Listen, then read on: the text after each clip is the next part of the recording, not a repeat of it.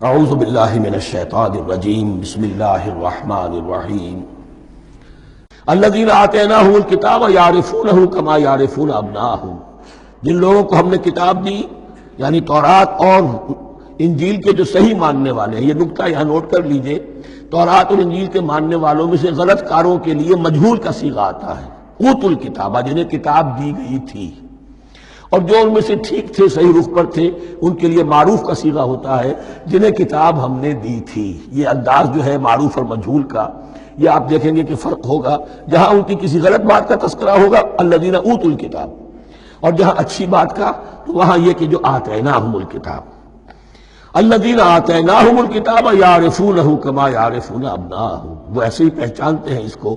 ہو کی ضمیر قبلے کی طرف بھی ہے، اور ہو کی ضمیر محمد الرسول اللہ کی طرف بھی ہے، ہو کی ضمیر قرآن کی طرف بھی ہے۔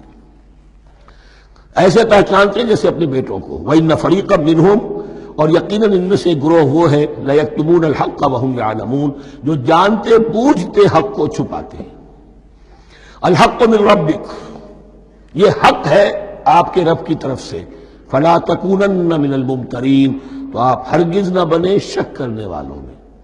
یہ حضور سے خطاب ہو رہا ہے، اور حضور کی وساطت سے اصل میں ہر مسلمان سے خطاب ہو رہا ہے۔ یہ بات ان سے کہی جا رہی ہے کہ اس میں کوئی شک اپنے پاس بتانے دو، یہ تو حق ہے تمہارے پروردگار کی طرف سے۔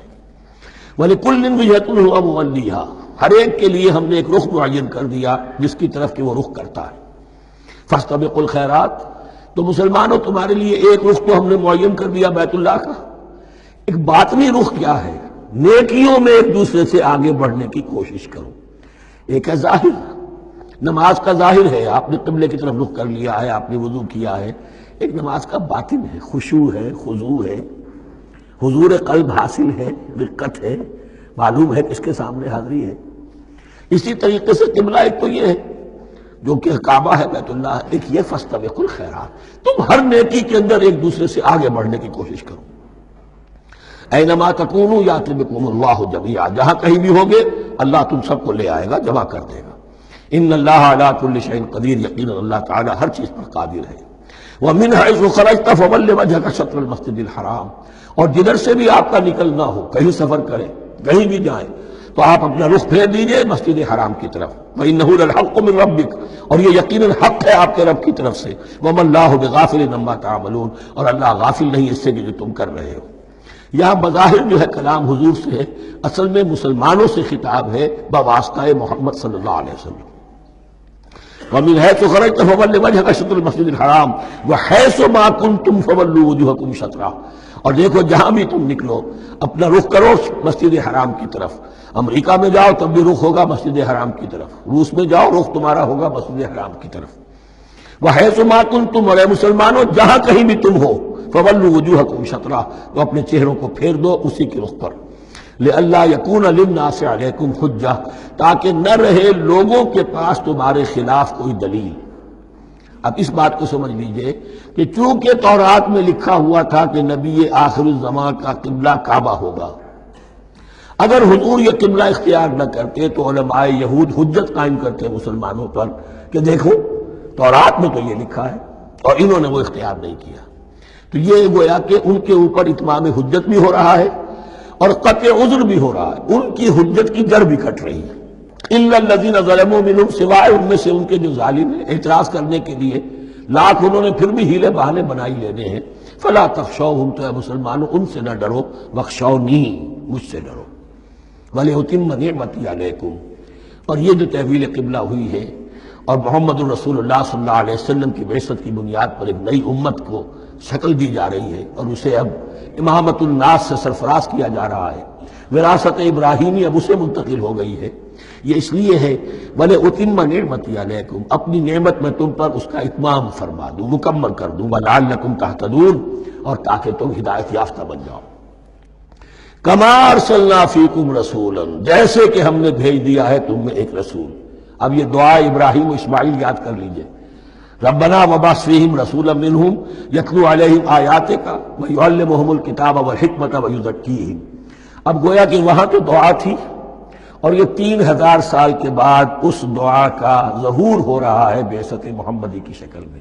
کما، کما ارسلنا فیکم رسولا منکم، جیسے کہ ہم نے بھیج دیا ہے تم میں رسول اپنا تم ہی میں سے، یتلو علیکم آیاتنا، وہ تلاوت کرتا ہے تم پر ہماری آیات، ویزکیکم، تمہیں پاک کرتا ہے، تزکیہ کرتا ہے تمہارا، ویعلمکم الکتاب والحکمہ، اور تمہیں تعلیم دیتا ہے کتاب و حکمت کی، ویعلمکم ما لم تکونوا تعلمون، اور تمہیں تعلیم دے رہا ہے ان چیزوں کی جو تمہیں معلوم نہیں تھی۔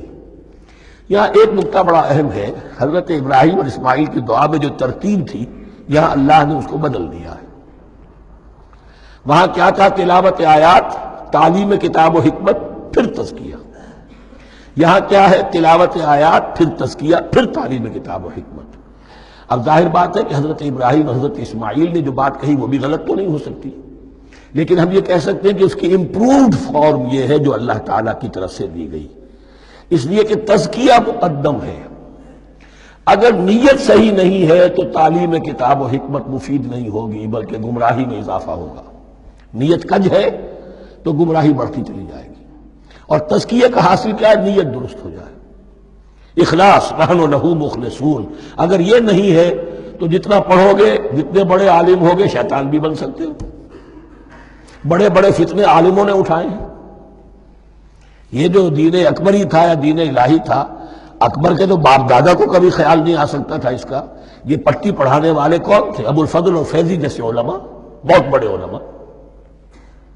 اسی طرح غلام احمد قادیانی، اس کو اصل میں جو بھی پٹیاں پڑھائی ہیں وہ تو پڑھائی حکیم نور الدین نے، جو بہت بڑا عالم تھا، اہل حدیث عالم تھا۔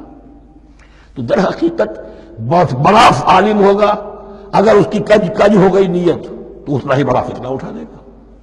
اس پہلو سے تزکیہ مقدم ہے، اور اس کا ثبوت یہ ہے، یہی مضمون سورہ آل عمران میں آیا، یہی مضمون پھر سورہ جمعہ میں آئے گا، وہاں بھی ترتیب یہی ہے۔ تینوں جگہ پر اللہ کی طرف سے ترتیب یہی ہے، یتلو علیکم آیاتنا ویزکیکم، تمہیں ہماری آیات پڑھ کر سنا رہا ہے اور تمہارا تزکیہ کرتا ہے، ویعلمکم الکتاب والحکمہ، اور اس تزکیے کے بعد پھر تعلیم کتاب و حکمت، ویعلمکم ما لم تکونوا تعلمون، اور تمہیں سکھا رہا ہے جو کچھ علم تمہیں حاصل نہیں تھا۔ فاذکرونی اذکرکم، بس مجھے یاد رکھو، میں تمہیں یاد رکھوں گا۔ یہ بہت بڑا میثاق ہے اور بہت بڑا وعدہ ہے، بہت بڑا وعدہ۔ اور یہاں تک حدیث میں پھر اس کی شرح آئی ہے، میرا بندہ اگر مجھے اپنے دل میں یاد کرتا ہے میں بھی اسے اپنے جی میں یاد کرتا ہوں، اور میرا بندہ اگر میرا ذکر کسی محفل میں کرتا ہے تو میں اس سے بہت اعلیٰ محفل میں اس کا ذکر کرتا ہوں۔ اس کی محفل تو بہت بلند و بالا ہے، ملائے اعلیٰ کی محفل ہے، فرشتے ملائکہ مقربین کی محفل ہے، خدا خود میر محفل بود اندر لامکا خسرو، محمد سمع محفل بود شب جائے کہ من بودم۔ اب خسرو کس عالم میں تھے جب یہ شعر کہہ گئے ہیں؟ تو بہرحال ہے تو صحیح، ایک محفل تو ہے، میں اس سے بڑی بہتر محفل میں ان کا تذکرہ کرتا ہوں۔ فاذکرونی اذکرکم واشکروا لی ولا تکفرون، اور میرا شکر کرو، میری نعمتوں کا ادراک کرو، اس کا شعور حاصل کرو، اس پر زبان سے بھی شکر ادا کرو، اپنے عمل سے بھی، جوارح سے بھی ان نعمتوں کا حق ادا کرو۔ یہاں وہ 18 رکوع ختم ہو گئے، نصف اول اس سورہ مبارکہ کا مکمل ہو گیا۔ صدق اللہ العظیم۔